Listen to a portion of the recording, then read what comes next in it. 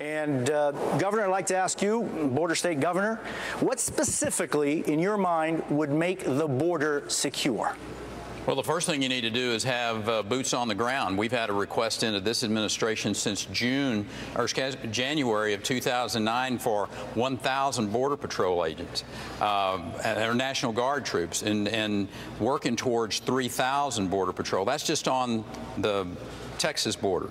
There's another 50% more for the entire Mexican border. So you can secure the border, but it requires a commitment of the federal government of putting those boots on the ground, the aviation assets in the air. We think Predator drones could be flown, that real-time information coming down to the local and the state and the federal law enforcement, and you can secure the border.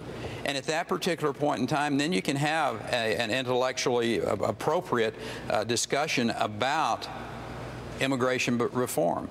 For the President of the United States to go to El Paso, Texas, and say that the border is safer than it's ever been, either he has some of the poorest intel of a president in the history of this country, or he was an abject liar to the American people. It is not safe on that border. Governor, specifically, do you agree enough to be able to declare the border safe? Well, first, we got to have a fence.